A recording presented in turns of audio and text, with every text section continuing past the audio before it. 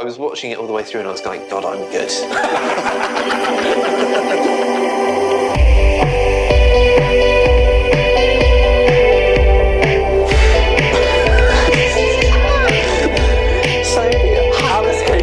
Oh my gosh, is that Joe Eason? It is. Wow. Hi. So, Joe, I've seen Two Come Home, and colour me impressed. So, you are an absolute polymath when it comes to the production of Two Come Home. You're the writer, you play the lead, Evan Nicholson, you are the composer of the play, and you also do the graphic design as well. So, talk to me about whether actually taking on all of those roles gives you a bit of tunnel vision when it comes to the rewrites that you're doing, or do you find that actually taking on all those roles helps you?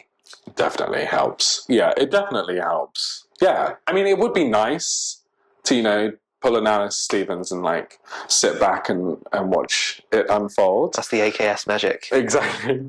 But being on stage with the other actors, working collaboratively like that and being able to feel the beats of the scene and feel where maybe there's a beat missing or something's offbeat is so rewarding. And and also then being a producer allows me to be a bit more cutthroat, I think. Yeah. But but acting in it has been a really big gift, I think. Right. Yeah. Is that because you've just been able to see, in real time what's working to your expectation and what kind of needs a bit of a bolster on stage? Yeah. And the conversations we have as actors about the characters, no, I think it's definitely super helpful. I would say it's the opposite of tunnel vision. I'm getting as many perspectives as possible. What about, you don't have that privilege? Well, you're a producer. I am a Spit It producer. Out. I am the producer of Spit It Out, yes. Yeah. Actually, I mean, what you were saying there about kind of when you're in the role of Evan and you're on the stage and you're kind of seeing in real time what's working, what's not. Actually, that did kind of resonate with me in the sense of during the writing process for Spit It Out, I'm sure that, we can both agree what's really important is to be able to embody your character as you're writing. Whatever the character of the moment is, to be able to kind of embody that character and think, what would they say and what would they do in this situation? And so one of the techniques that really helped me when I wrote Spit It Out was hot seating, where, I would kind of take on a character, whether that was Emily, whether that was one of the various ensemble characters, and I would actually have, friends just ask me random questions in that kind of character's perspective, and so I could, then throw out answers from that character, and that really kind of helped me shape and craft each character's perspective on a number of different matters. That's cool. In terms of rewriting, though, and because you've been in the rehearsal room for 90% of the time, I'd say, right? Yeah. But was that helpful?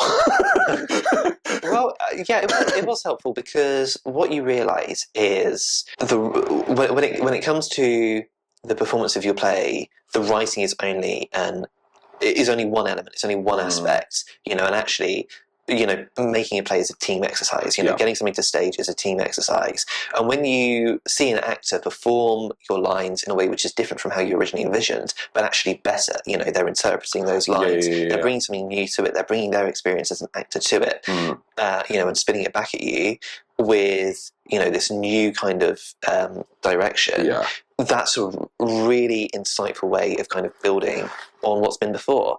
I feel like we've both been in our rehearsal rooms. That's totally what I meant. Absolutely. I totally intended that. You kind of come to realise that really the script is more of a blueprint. And, the direction builds on that. The actors build on that. And actually what you end up with is a completely different product from what you originally imagined, but it's also just so much better because of the collaborative nature. Because what I've written previously to Spit It Out was more prose than theatre. I hadn't really had that before, and it's been honestly one of the nicest things about coming into the world of theatre and writing a play has been that collaborative aspect. And so when you get that collaborative aspect, obviously when you find a new direction or a new angle that works, when you do your rewrites, you just want to work with that. So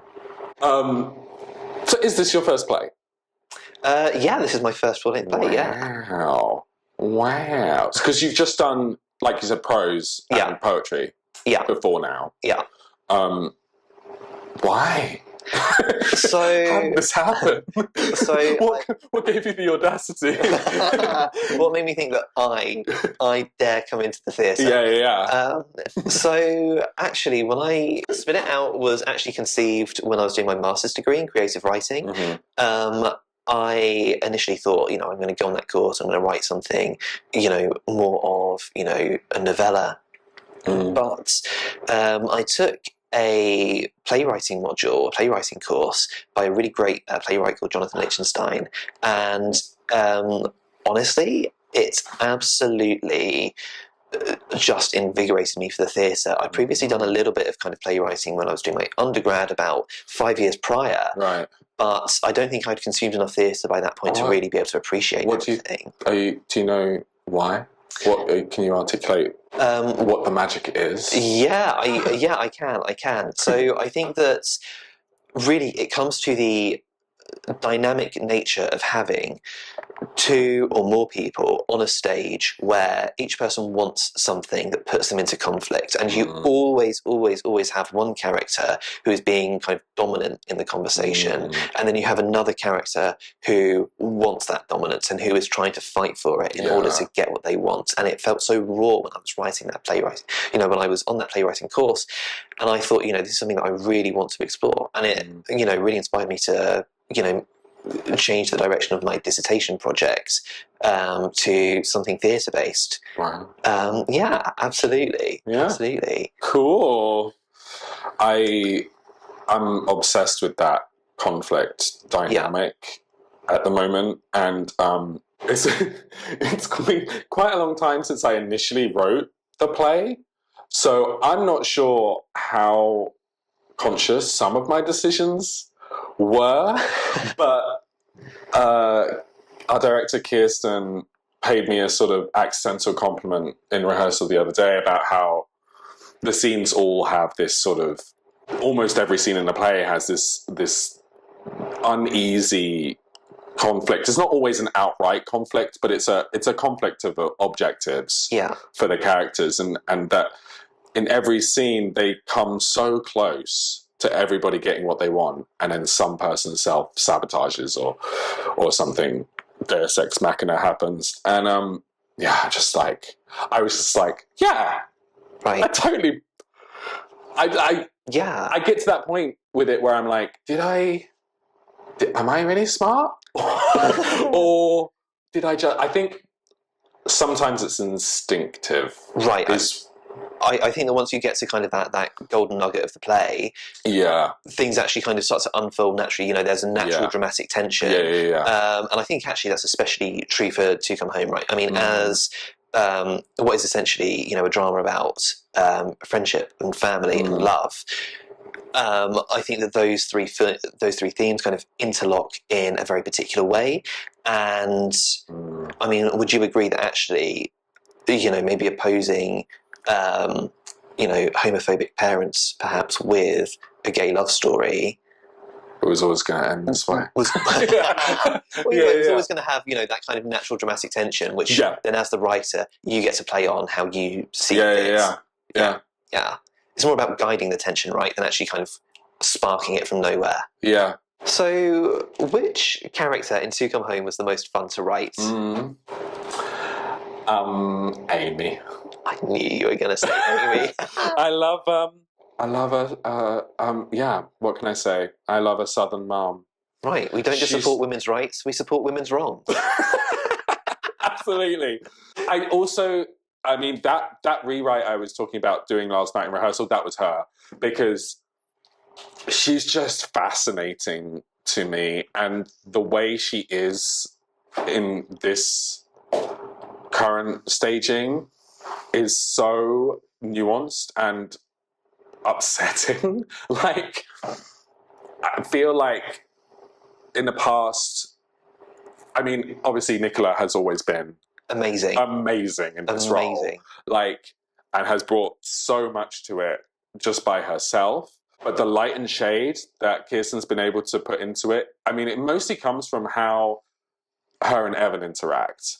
And making it, especially like the very first scene of the play, used to be quite up here the whole time, very combative, and that's all stripped down and like taken down to this much more. This situation between this objectively terrible mother and her poor son is normality for them. And do you find that kind of starting at that level has left space for things to kind of escalate? Oh my God, yes. So then when things escalate, as they do at the end of that very first scene, it's so much more shocking and upsetting. But we also, before we even got back in the rehearsal room, I had a look at the very end because I wanted to really... Before, it very much felt like she was always on Caleb's side, the dad. And obviously she is in love with him, she is obsessed with him, she is controlled by him. But Evan is probably, her son is the thing that's closest to saving her from that relationship. And I really wanted to have those two loves in her life. One that is completely toxic and destructive for her, and one that just wants her to stop and be okay, are just like pulling her apart, and she's torn between them. And but also just going back to before all of that nuance, when I was first writing the play, I just laughed writing. It's just like, it was just me and my like glass of wine, like, oh wow. She just has so many fun moments. She does, yeah. She gets the biggest laughs, and she deserves them. Absolutely. I think it's really interesting what you're saying about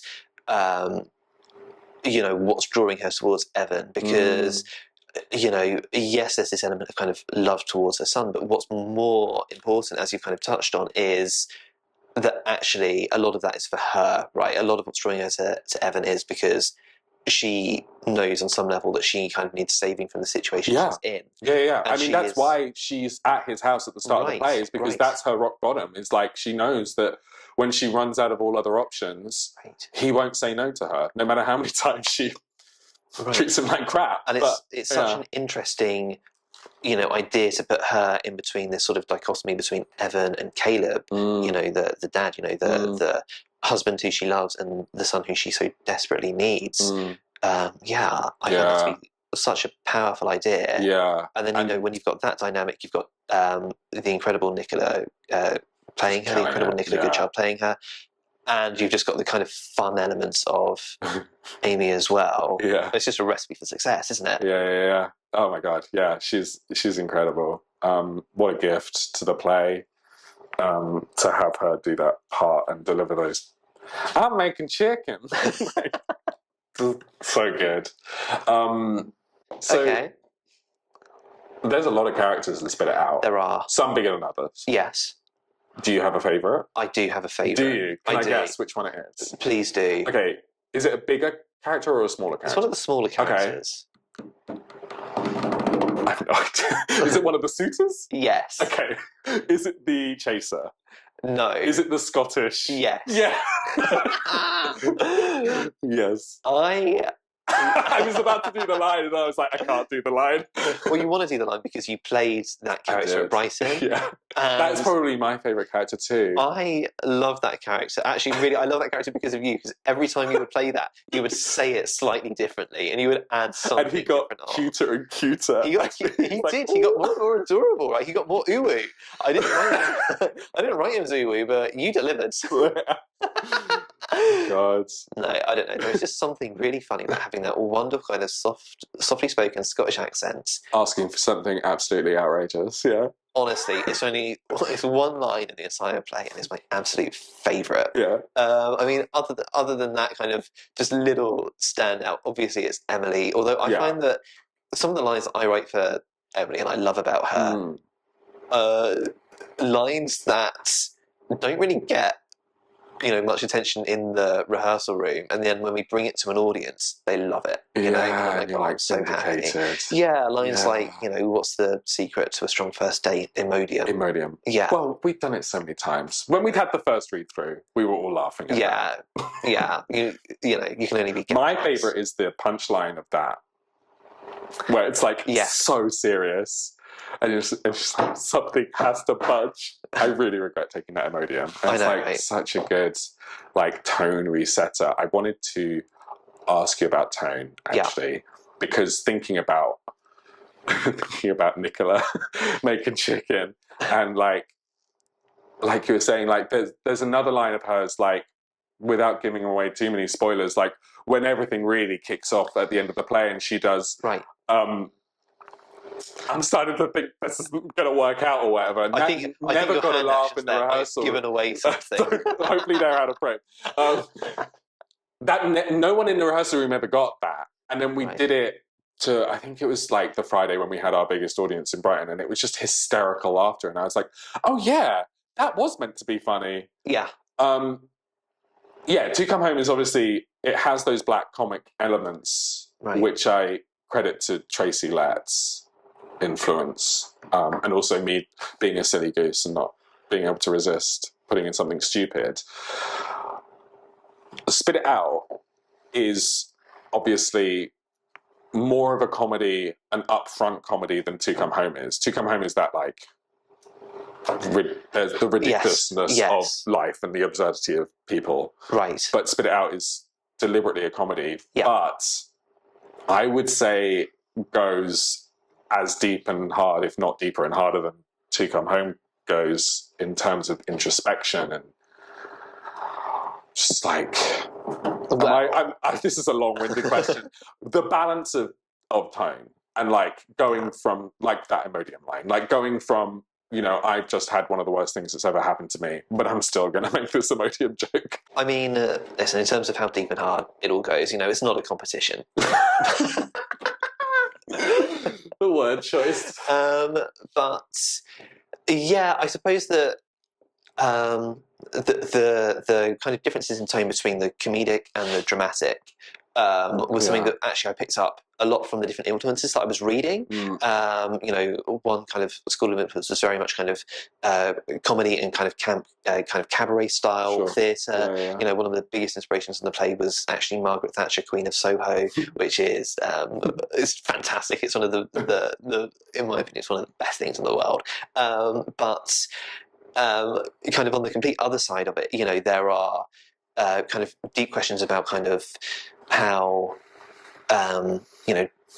trans people and this trans character, is kind of sexually perceived, and about how, she kind of feels unsafe to come out in the workforce. And I think that kind of more kind of serious, introspective look comes from a completely different kind of school of inspiration. That's something more like Anna Jordan's Freak, which I also found. I forgot to ask you about plays that influenced you. It's okay. So I've just done it. Checking I've done those it. Boxes. Yeah.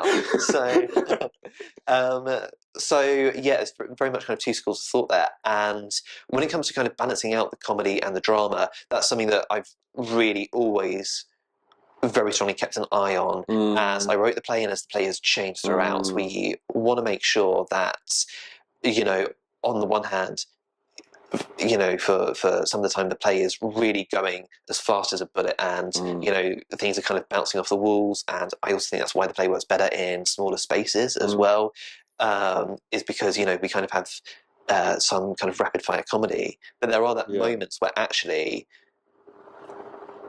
what might at first appear funny to a cis audience, the play kind of trips you up, and it says actually for a trans person, for a transgender woman in this particular situation, actually this situation is kind of dangerous, or this situation is kind of scary. Yeah. And so, at those kind of moments, it's great to kind of take a bit of a pause in terms of pace and to, consider the dramatic and to consider the tension there. There are some moments that I really love and that actually came about from rewrites. There's one character who actually has the power to kind of stop scene transitions, and when that is kind of revealed, this character who you initially sort of thought was being played for laughs, actually you realise there's a real kind of sinister edge to them. I loved when we did that. Thank you. It felt so good. Honestly, it's one of my favourite moments in the play now. Yeah. And Emily all of a sudden realises, oh, this isn't. It's so powerful fun adventure. It's the transphobic world, right?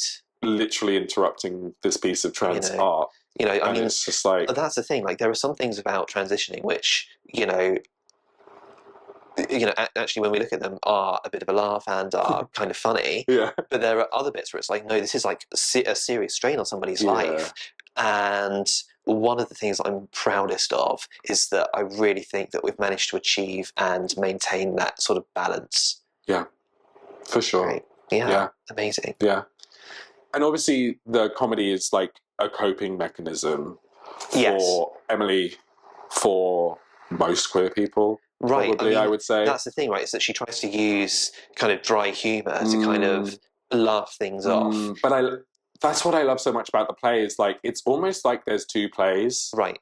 So there's like the serious reality that kind of like Emily and I guess the boss, when he interrupts things, exist in. And then there's the shiny veneer of spit it out that Emily is constantly trying to like just get through. Yes. Right. And put on a show. And the fact is, she can't, all the jokes in the world, all the coping mechanisms in the world, eventually she runs out of rope. And there comes a point where she has to say, I need to face this. And I need to reclaim, that kind of ownership over my life. I loved leaving the venue when we did. That's so true. I forgot about that. So, I mean, dare I say, was that really? Well, I mean, it was a happy coincidence, wasn't it? Between the artistic. We should explain experimentation. We should explain the situation. Yeah, we should. So, you played a number of characters, and one of those characters in the script, Emily says towards the climax of the play. What's the boss that had the power to stop the show itself? Right. Yeah. Ultimately, Emily manages to reclaim that power, and she tells the boss, "You can go now." And one night, you actually on the Sunday, the last day, on the last day of the Brighton Fringe, you did just leave the theatre because I had to get to Tucumho. You had to get to your next play because you were doing 2 plays throughout the entire run of the Brighton Fringe. But normally we had a gap, but on that Sunday it was literally like you had about 15 minutes. I had 15 minutes between change my costume and you had 15 minutes before tune my guitar. Between when you left our theatre and when you had to get to the next theatre. So hot to come home. It was so hot. It was very hot. It was so fun though. Yeah, it was great. Yeah. Honestly. Did it work? Obviously, I just left the venue, so I had no idea if it landed. It did work. I mean, I don't know if you remember, because we were kind of in this tent. Doing the tent flap up behind me. A very professional tent. It wasn't that the tent really flapped up. It was just a bit of light just sort of came in. But I like to think of that as the boss going to heaven. Fair enough. But yeah, no, it was actually a really great moment. That was really fun, Brighton. I'm so glad. I was going to say this at the end, but we're here now. I'm so glad that we have been able to do this year together. It's been amazing. As sister shows. Yeah. And I think Brighton, we were there at a weird time. We Week were. 3. I feel like by that point, most of the energy in the festival kind of died down. It felt really. But I mean, this is the thing, right? Is that I think that's kind of a valuable learning point. Yeah. In terms of actually, fringe festivals have kind of peaks and troughs, troughs to them. But honestly, being able to kind of go on this journey with a kind of sister team throughout this, because a lot of our team overlap. My director and co-director also work as I believe a co-director and an assistant director on To Come Home. Fingers and pies. Yes. I mean, you are the composer of both shows. Yeah. Thank you. Yeah. Had a great time. Yeah. And I think that actually kind of having that shared creative pool has been so nice. It's been so nice to actually just have, a creative, friend in you to go to whenever I sort of feel like I need that advice. Well, yeah. Yeah. And also, I'm always showing off for you. I'm always craving your approval. Oh, don't you have my approval? You have do my I know? approval. It's always a joke with you. Oh no! Oh, I love to. No, yeah. I think honestly, what you've got with it's such an amazing play. It really is. Thank you. And I can't wait to see how it's just got even stronger since I last saw it. Our sister shows go back to, we Spit It Out actually had its debut first at a wonderful local cafe for oh my god, yeah, a staged reading, right? This wonderful local cafe to us here in Colchester. Patch, shout out to Patch. Shout out to Patch. Shout out to Jenna, Sid, and the team at Patch for just giving us that space for the night. Yeah, and that's where we had our first two come home. Right. Private read through as well, and that was a magical evening. I mean, honestly, just an amazing local creative hub. And then kind of from there, we went to the Vaults, and you came with us to kind of play one of the ensemble roles. And then from quite a big tour, haven't you? Well, this is it. I mean, from then on, though, we've really kind of been attached at the hip. We were in the Lakeside Theatre here in Colchester, and then you came on a week later with To Come Home. We went to the Brighton Fringe together. We even shared accommodation. Well, that's what I was going to say. Like, really helped. I think Brighton could have been quite a lonely experience for the companies individually, but we were all together in that house. We were all flying together. And honestly, some of my favourite moments from that kind of week came from the fact that people volunteered to make meals for 13 people, and we would sit around a lunch table terrible eating chili. Isabel's wonderful katsu curry. That was so good. Wasn't it great? That was probably the best. It was my favourite meal of the week. So. It was my favourite meal of the week. Sorry to everyone else that cooked. But honestly, it was really a really wonderful time. And now, even at Camden, you're doing the Camden Fringe. We're not actually in the Fringe. We are coming to the King's Head Theatre a few weeks later. But it's so nice that also we're doing the King's Head. Can we talk about the King's Head? We should talk about the King's Head, right? Yeah, absolutely. So, the King's Head Theatre. It's not a 10. It's not a 10. Have you been? Have you done a site visit? You haven't been? Oh my god, you should probably go see something. I need to go. It is so nice. Is it? Oh my god, there are so many toilets. Oh, I love that. Imagine a theatre with enough toilets. I love that. A theatre that doesn't scrimp on the women's toilets. Could you imagine? Oh my god. It's like, it's like a service station. Honestly, I mean, we know that the King's Head is like the spearhead of LGBTQ plus theatre in the UK. And it's such a great honour to kind of perform there. But what does that mean for To Come Home? Because you've got the main stage for a week, right? Have you got how many? Five shows. Five shows. That's fantastic. Not enough for an offie. It's enough. It's enough for an Ofcom.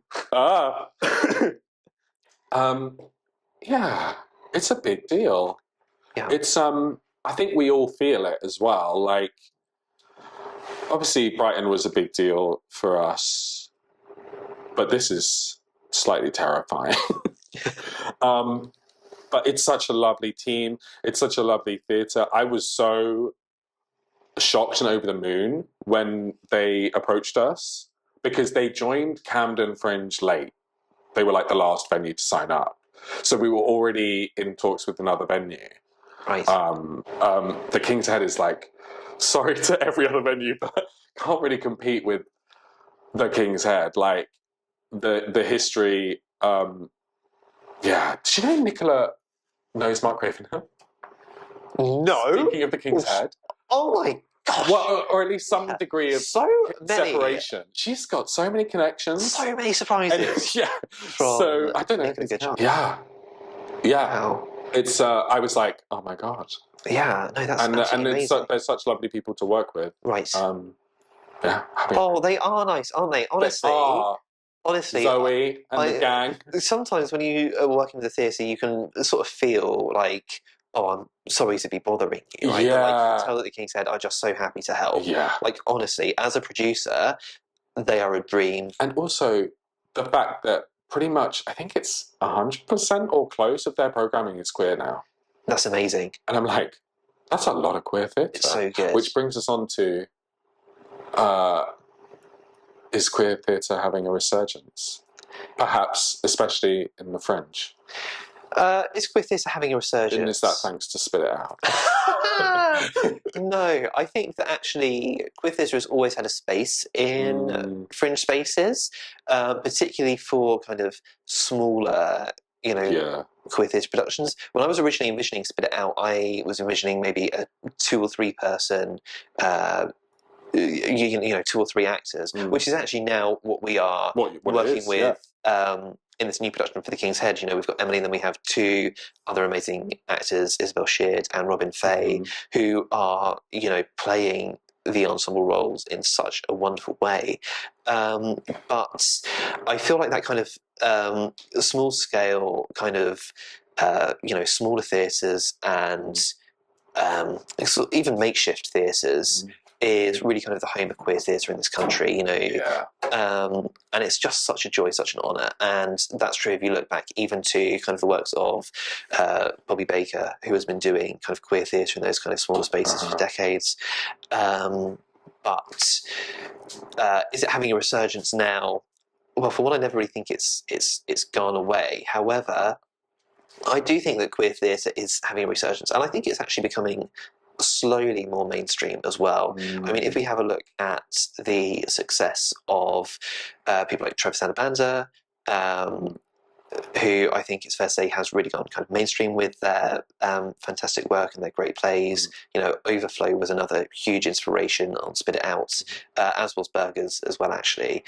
And if we have a look at other kind of queer practitioners and trans practitioners who I really look up to, people like Piss Carnation, who are making incredible, queer theatre, which is unabashedly, looking at the difficulties that trans people experience, dead in the eye, and tackling that actually with a lot of bravery. It's, to me as a queer theatre maker, it's really inspirational to see that happening right now. Yeah, absolutely. Yeah. I'd say the fringe belongs to us personally. Absolutely. Imagine seeing a straight play at the fringe. That'd be weird.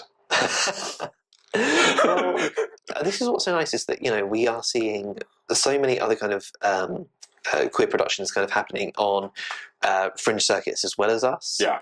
Which is, it's just lovely to see. It is. I mean, I think that it's great to see the kind of new infrastructure popping up that's really helping queer theatre.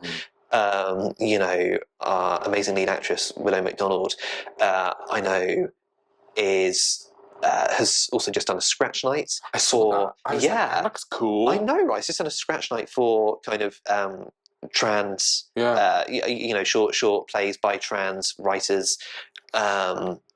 Short, one act's, kind of work in progress plays as scratch nights. She was there, and actually some other playwrights that I know also had their work staged there. And it's just so great to see these new kind of opportunities popping up. Because what I've realised actually as a queer theatre maker is, people don't really give you opportunities. You really have to make space and then fight for as much extra space as you can get. When we were given that staged reading space by Jenna to use Patch, the local cafe, that was such a godsend, and I thought that our journey would end there. And then actually we were able to kind of use that experience to really kind of make our pitch to Vaults this year, and then from there in Vaults, we've all of a sudden we've got a bit of credibility to go to the next theatre, and then we've got a bit of credibility to go to Brighton. Camera lady / Thank you. Thank you so much, man. Okay, so which plays were your biggest inspirations? So I had done Bug by Tracy Letts in 2019, and I already knew Tracy Letts from Killer Joe and August Osage County, but I didn't actually know Bug, which was his first play, or his first successful play. And I just loved I loved it so much. The thing I loved the most about it, because it's not similar to Come Home really at all. It's a crazy play that's sort of built around conspiracy theories. But what I did love was playing a role that had so much rage. I was so used to playing like comedy roles, or God forbid, love interest roles, like super boring ones, and to play this character that was like would go from like crazy levels of like anxiety to like screaming rage to like absolute despair was like, whew, yum. And then I wanted to, I mean, that's kind of where the play started, is I just wanted to write a role. I was like, after doing that play, I wanted to find, I was desperately searching for a role that would give me that same like roller coaster on stage, and I couldn't find one. So I was like, I'll just write it myself.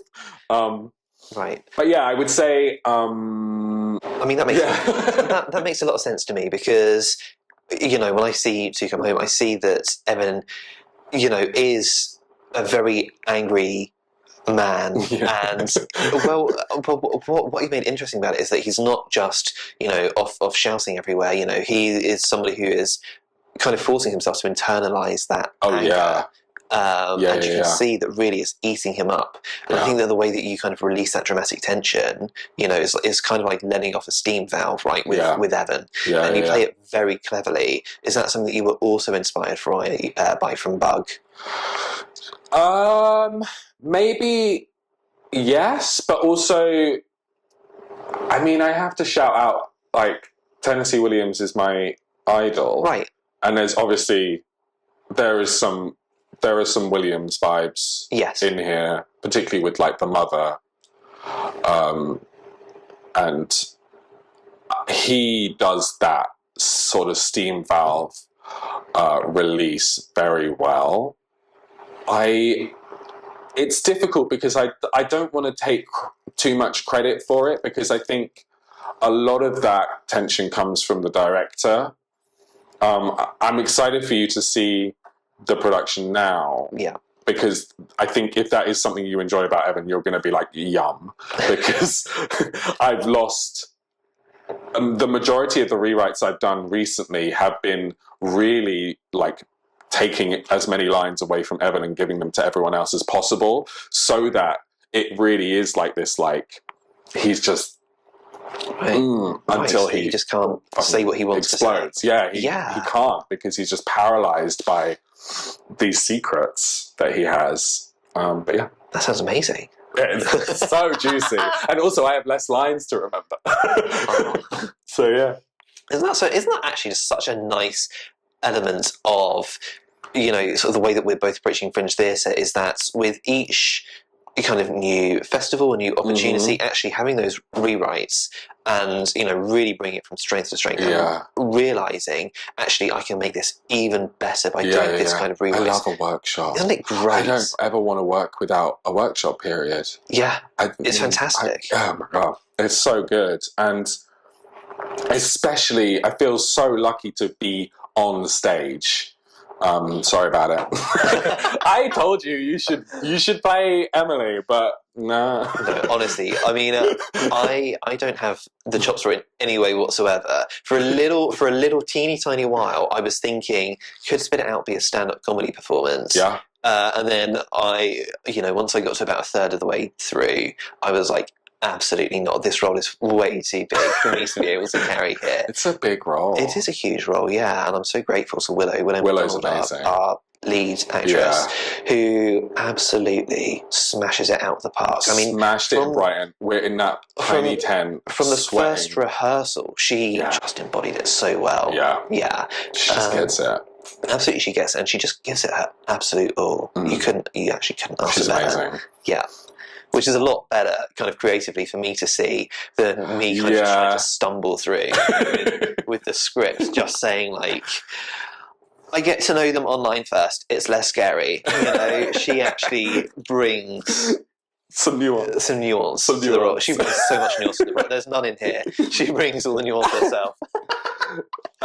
Yeah, it's amazing. I mean, we had rehearsal last night, and we're obviously like, we're getting close to the show now, but we're just finally looking. We've got one scene left to dissect, and we started doing the script work last night. And I'm at this point, I am reluctant to rewrite anything. Yeah. Because one, we've done it so many times that, I mean, poor Ben, who plays Jimmy, has had his monologue cut and restructured. Like pretty much every time we've done it, it's been different. And he's luckily a machine at learning lines. But it is getting to that point where sometimes a line that we haven't done since the Lakeside preview will come out of someone because it's just been so much. But but when we're sitting down doing that work and everyone has the opportunity to really talk through their characters, I'm like, there's some lines where I'm like, we gotta change this. Right. It's too juicy to not make the most of it. Yeah. So I can't imagine writing a play without workshopping it and having that input from people. Yeah, I mean, I completely understand what you're saying. I mean, first of all, Ben made an incredible actor, and as soon as he comes onto the stage as Jimmy, you believe it, right? And it's such a powerful I'm so excited to see his new wardrobe. Oh my gosh, I'm excited. Costume design. I'm excited to see his new costume. Oh, he's sexed up. Yeah, love that. Sexed up. Love that for Jimmy. But I completely understand where you're coming from with, there kind of has to be a cut-off point for rewrites. There has to be a script block point. For absolute kind of practicality purposes, you have to kind of realise, we're working with actors here, we're working with people who have to know and be confident with these lines. This isn't a 90s TV show. We can't be giving them rewrites every morning. I would love the idea of, you're as if you're writing for something like Friends and you are literally testing out jokes on the audience as you're filming. But we can't do that. We're not filming. This is theatre. They'd get really mad at us. Yeah. But no, I completely understand that. Was there anything where you were sat there in Brighton watching us drown in our own sweat every day where you were like, I'm changing this as soon as I get home? No, I was watching it all the way through and I was going, God, I'm good. Fair enough. It's kind of difficult to say because there are dozens of teeny tiny little bits that kind of add up, and you're kind of like, we can just tweak this, we can just refine that a little bit, just tighten this up, just the tiniest amount. And actually, I think that now that we've done those, it all comes together to actually make quite a sizable difference in terms of just the kind of overall quality of the script, which is absolutely great. And I think it really works as well that now that we're working with Jamie, the fantastic Jamie Conan, our new director, they are bringing on so many fantastic new ideas anyway, that, it comes back to that idea of collaboration.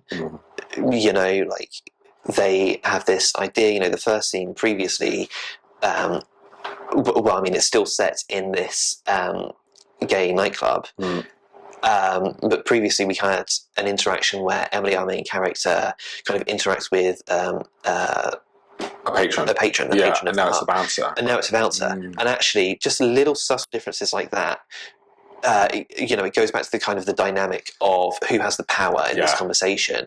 And actually, just those really great kind of collaborative but important conversations about those little changes and those little subtle changes make so much of a difference to the overall performance. I guess I wanted to ask you about producing. Right. I have a wonderful co-producer. Yeah. You're all on your own now. I am. I don't like to tell people that I'm producing. I don't like to tell people anything. They go, they'll go, oh, what are you rehearsing? I'll go, a play. And they go, what are you doing? And I'm like, depending on my mood, I'll either say I'm in it or that I wrote it. But I won't be like, well, I'm doing it. I think there's a bit of a stigma to self-production, right? Yeah. But the truth is, no theatre is going to take you on unless you've got previous producing experience, and you're not going to get that unless you actually produce yourself. Okay. And producing has taught me so many things actually about getting a play from page to stage. It's taught me a bit about the practicalities, and what's really nice actually is that, obviously on the writer, we then have our incredible directorial team. it's kind of like, I pass this on to them, they do their work as directors, and then kind of separately I come in with, this entirely new kind of hat on to say, right, this is what you want, this is your vision, how do I get that for you?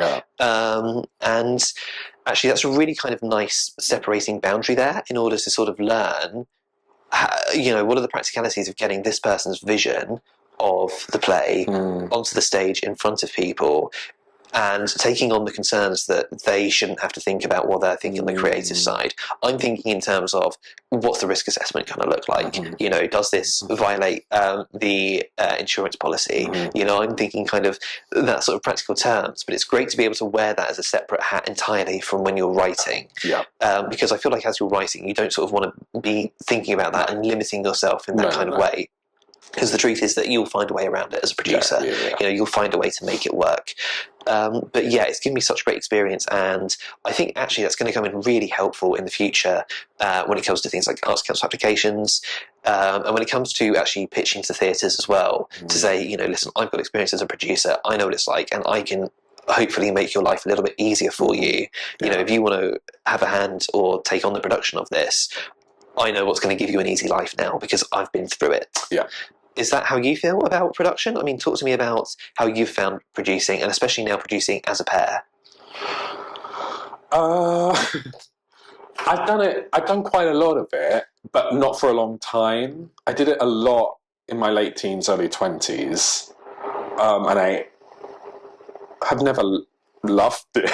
I don't think any theatre producer does love it, right? But I think the fact is, when you're making queer theatre particularly, who's going to take a risk on you? Well, exactly. Do it. Yeah. If you want to do it, it's essential. Queer theatre makers need to learn how to produce. They have to. They have to, because no one's going to come along and be like, wow, you're so talented.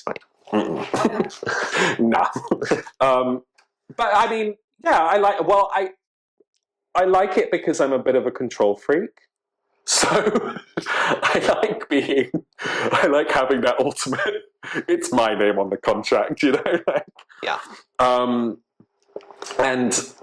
also I think it is good that these are our projects, not just as writers, but as producers. Like, ultimately, if we get bad reviews, there's no one to blame but ourselves, I mean, we can shove some of it on the directors, but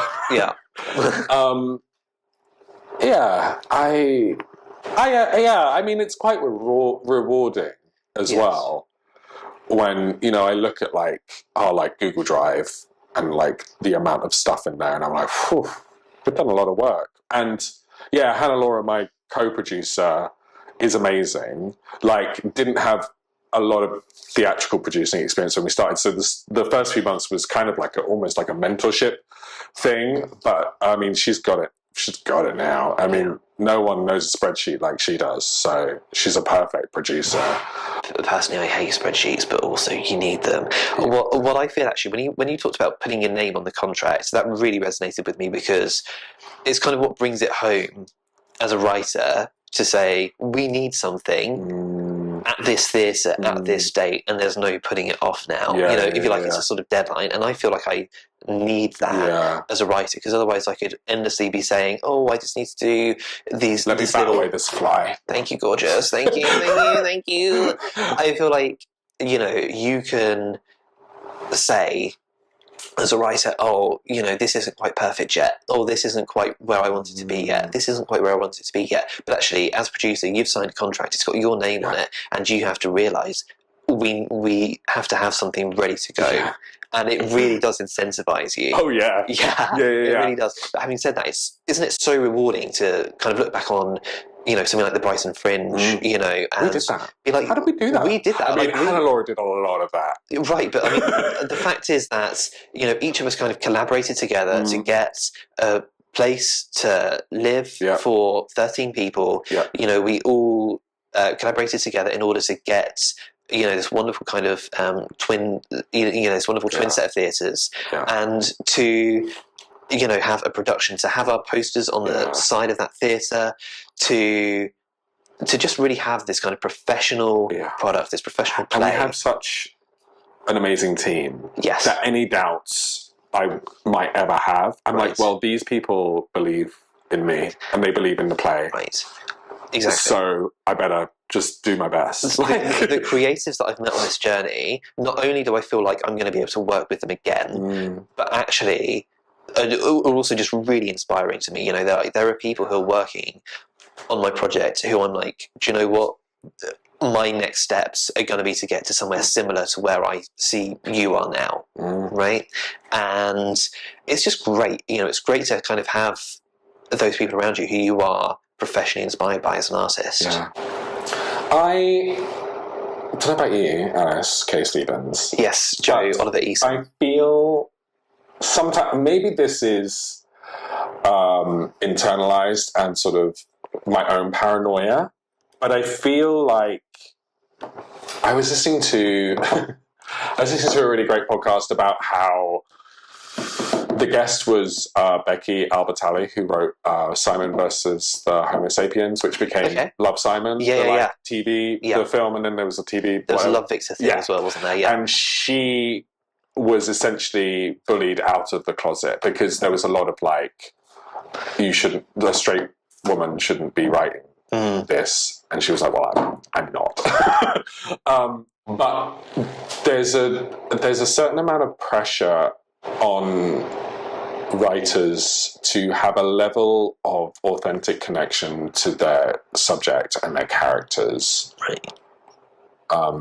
Do you feel that? I know that Spit It Out is semi-autobiographical. Yeah, it's semi-autobiographical. I mean, I think more of it is fiction than non-fiction, and I think that's, you know, particularly true since we've actually entered the production process. You know, I think, you know, did I used to work in a bakery? Yeah, sure, I did. But I think some things have been changed because I feel like it was very important to kind of explore areas and difficulties that this character has that I didn't have. So, for instance, you know, my family were always very supportive of my transition, whereas Emily, for her, that's a big concern in coming out. It's coming out to family, and you know, for instance, I don't see that there's much truth there, but I wanted to explore it because really at the heart of Spit It Out is this idea of coming to terms with it's okay if, you know, you end up alone because you're enough. Yeah. But I do think that, you know, kind of going back to your question, yes, there's a lot of pressure actually on all writers, not just queer writers, but actually all new writers right now to, you know, tell something autobiographical as their first story. And we see this a lot actually in television as well, in prestige drama. We see that, you know, new writers will be picked from the, you know, plucked from the world of theatre, and, you know, they're given, you know, a slot in kind of primetime drama, you know, or they're given a deal with one of the streamers, and it's for one series which is semi-autobiographical, and then once that ends, actually they find it difficult to get more work because it's almost as if the broadcasters are saying, well, that's your story told, you know, we're moving on to somebody else. And I think actually it's, you know, there is an element of toxicity there that we need to fight back against. So it's a really kind of difficult thing. On the one hand, I do think that the semi-autobiographical elements really add some authenticity to Spit It Out. And, you know, I'm really proud of this as, you know, a piece of coming out theatre.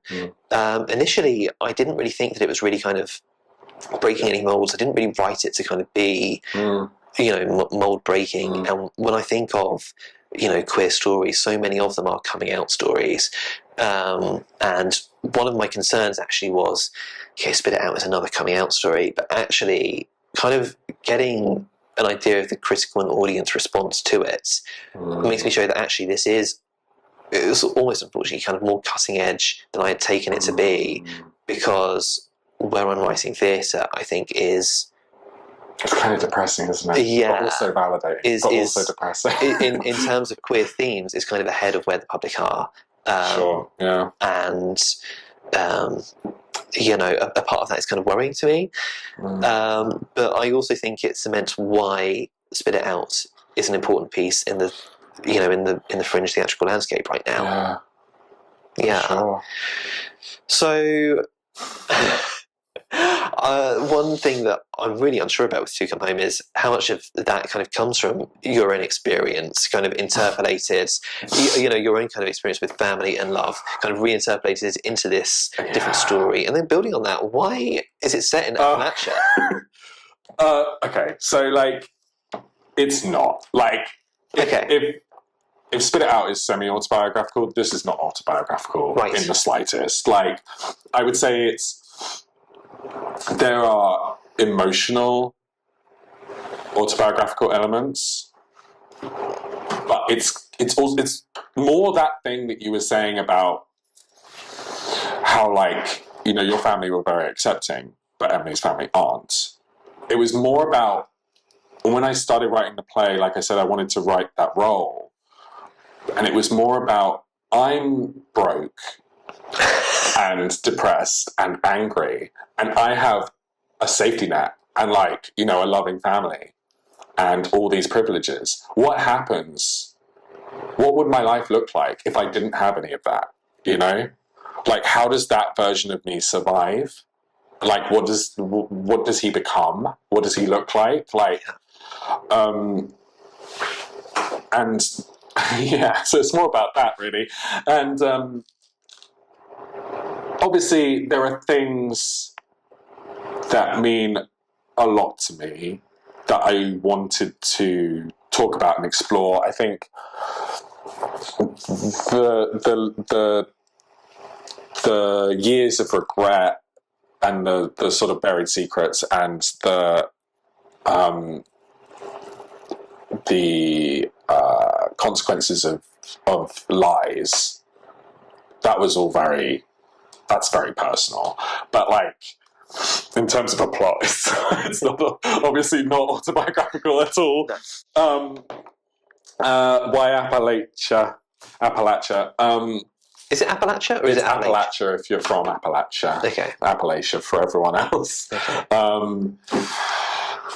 It's kind of a roundabout story of how we got there, but ostensibly having done that Tracy Letts play, the character had an Oklahoma Panhandle accent, which was a bit of a weird accent, but I had a great time learning the dialect. Yeah. And I had started, playing around and writing things, and I just was automatically writing in that kind of southern accent. But actually, I wrote a prototype short play that was more based around American like conspiracies, but like more like folklore, mythological conspiracies. Right. So it was ostensibly a play about vampires, but I was like, when I was looking for a setting, I was in Appalachia. There's these like unexplained lights in the sky over the mountains situation, and I was like, that's so beautiful and like haunting. So the town that To Come Home is set in it comes from that. It was from that play. Okay. Which and the main character in that play was also kind of similar to Evan, but it was sort of a weird proto play, but the tone was very different, and there were vampires. But so when I sort of had done that, and I was like, yeah, that's a thing, but it's not quite what I want to do. But by that point I was into the researching the area, and I was like, I love this area, and it's so geographically beautiful. Right, there is a kind of like geographic romance to the area. Absolutely, right? Yeah. But also, my intention was always that it could be set anywhere, as long as that setting was rural and isolated. Ultimately, when you come to staging it, you have to make a decision, and we just went. We went with Appalachia. I do think that setting it in not just Appalachia but the town of Elkhorn really kind of adds to the realism and to the naturalism. Good. That you're really going for with this play. It really feels like immediately from the off, Evan is grounded in this social prison. Well, that's another element, is like when we were like, okay, well, America is a risk because we've got the accents to deal with, but ultimately, like, there's a level of a lack of a social safety net for Evan. The gun laws situation, the realism of the gun. Yeah. But yeah, I mean, I would love to see it set somewhere else. I also like the Appalachian Mountains are so old that they're the same mountains that you have in Scotland and Norway. And I think both like the Highlands and like a random isolated fjord would also work perfectly for this play. And I would love to see that. Oh my God. Yeah. Wow. I know. Wow. I didn't think I'd learned something new today. There you go. Yeah. Amazing. We were going to talk about how long. Yeah. Obviously, we're hugely successful now. We've made it. Well, I'll say we need edible proof that I think that professionally, like as playwrights, this is like the biggest year of our lives, right? Sure. Like, Yeah. It's genuinely been an amazing year. It has been great. Yeah. How did we get here? Well, and how long did it take us to get here? It's taken such a, I wouldn't say such a long time, but it's taken a lot longer than I actually thought it would, I wrote the first draft to spit it out 2 years ago, and even then, really, it was based on the semi-autobiographical parts were based on parts of my life from 2-3 years prior to that, even. So I'm having to think back 5, actually even bordering on 6 years by this point of production, and you kind of realise actually, the kind of longest period piece. It's not a period piece. Well, actually, the price of the bakery goods makes it a period piece. It. Yes. Yeah. In my play, you can still get 4 sausage rolls for £3. But I think that actually kind of the length of time that you're kind of absorbing this kind of life experience into what you want to channel for your play, the actual writing of the play itself. And then, entering the production phase, it really makes these plays like our children. Yeah. And when did you start pre-production? Like this time last year? About this time last year, yeah. So, I think that we were kind of, auditioning our first actors around this point. And it really sort of makes you think, we've only got so many of these in our lives to make, right? Right? Yeah. It takes a long time. Like, this isn't just something on a whim now. This is like a really special part of my identity. Committed a year to our lives. It will be going forward, And it's actually made me pickier as well about what ideas I'm going to bring forward in the future to these kind of long-term projects. Yeah, because do I want to spend doing something that you don't a year or two with really this have project, to believe in that project. Absolutely. But I mean, for you, I believe that you actually started writing To Come Home in 2019, is that right? Yeah. Okay, so we're actually talking 5 years from when you started writing it. Yeah. Tell us about your period piece. I mean, 5 years, it sounds like a long time, but obviously I wasn't feverishly editing for 5 years. Yes. I sort of, I had my initial burst of inspiration. Right. You need time for the new ideas to brew, right? I also didn't finish it until we started pre-production last year. Right. And I definitely could not have finished it the way it is now. When I initially wrote it, I didn't have the life experience to come to the conclusions that the play and the characters come to. Yeah. I was very much, too angry and bloodthirsty. I was like, this is going to go full Tracy Letts, like everything's going to blow up, Yeah. So having what was like 3.5, 4 years to grow as a person and to have this in the back of my mind was meant that when I did have to write the ending, I was like, okay, I think I know how now. Yeah. Oh, stunning. Yeah. Great. Yeah. Yeah. Should we wrap up? Let's wrap up. Okay, cool. So, Alice, tell me about where I can see Spit It Out. So, you can see Spit It Out at the King's Head Theatre in London. We're on the cabaret stage, and we are there on the 13th, the 14th, and the 15th of September. Yeah. And, Joe, tell me about where we can see To Come Home. Well, you can see To Come Home at the King's Head Theatre, London, on the... Oh my God. On the 14th, 15th, 16th, 17th, and 18th of August. So before Spit It Out. as part of the Camden Fringe. It's quite late. It's like 9 p.m. on the weekdays and then 8 p.m. on Saturday and Sunday. Yeah. But, we've both got late slots, which I like. Yeah. I like that too. Yeah, it's fun. Yeah. Do something nice with your night before you go, like, exactly. for a night you can out. go have dinner. Yeah. And then you can come. Perfect. And have cry. dinner, watch you play, go and have some drinks. Yeah. Yeah. It's a perfect night out. And also, that area around the King's Head is so nice. Oh, There's a vegan Chinese. I'm gonna. Love that. Yeah. Love that. Mm-hmm. It's really nice. Yeah. Thank you so much for talking to me. Thank you so much for talking to me too. Yeah. Is this where we shake hands and both look directly into the camera? This one died. Okay. This one. Yeah. Cool. Stunning. Okay. Bye, bitch. Okay. Oh my god, how long were we talking for? So long. Oh really? Oh my god, Did you have a nice time, Maddie? It's been like an hour and a half. Was it interesting at It's least? 20 past 12, lol. Yeah, no, it was really interesting. It's actually like, it's nice.